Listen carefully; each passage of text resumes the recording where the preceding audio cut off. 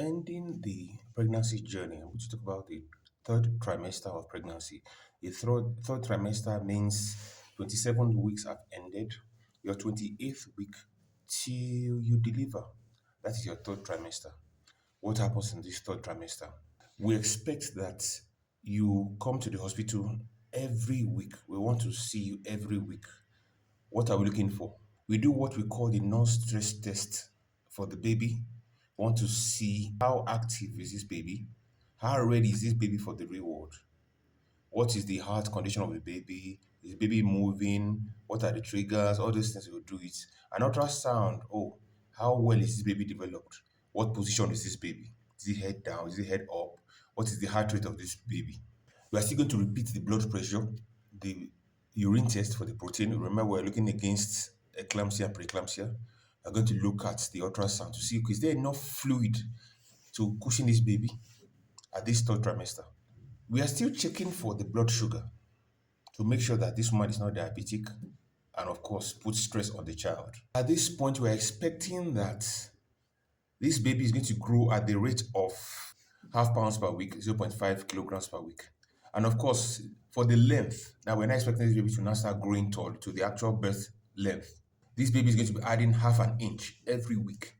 So this is where the baby puts on his muscles, the fat, the skin, the fat under the skin, the muscle bulk. What are the changes we notice in the mother? This is where the mother will start talking about, oh, my feet get swollen. Your feet get swollen because the baby is now pressing on the veins, the big veins that return blood from the legs and the lower limbs to the heart. This woman may have problems walking because the weight of the baby is now much and is now pressing down on her hip, on her pelvic area. So the walking may be difficult. She may notice more of these false contractions, these Braxton Hicks contractions. At this point, mommy cannot hold urine as long as she would like to because the head of the baby or the weight of the baby is pressing down the bladder. So urinary tolerance is lower. She has to go to pee multiple times a day because the urine cannot, the bladder cannot hold as much urine. And of course, there's pressure to pass urine quickly, even if it's a little quantity. This woman cannot sleep. She may not be able to sleep normally. She has to sleep on one side. More back aches, more headaches, difficulty standing up. This is what we now tell them. If you want to pick something, don't bend over. Squat to pick things. It may be a bit more difficult than before. She's more fatigued. Remember the weight she's preparing for delivery, more pains, more contractions than the rest of them. The breast will be heavier because the follicles are already developed preparing for a baby. So the baby breasts are heavier. Of course, milk may even discharge at some point. She's preparing to have a baby. That is, when she gives birth, she starts breastfeeding immediately. So milk is already being formed. The weight of the breast is increasing. What are the changes that happens in the baby? This baby, there'll be more kicking, there'll be more stretching. This head down position, the normal position is supposed to be head down. It may be any other position, but normally the head will be down. The baby is inverted, ready to come out with the head first. The baby responds to light now. Baby knows when mom is sleeping, when mom is not sleeping. There'll be grasping motion of the hand when you look at the ultrasound. This baby is producing red blood cells already from the bone marrow.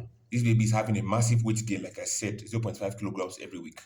28th to birth, maybe 38 weeks, so almost 10 weeks.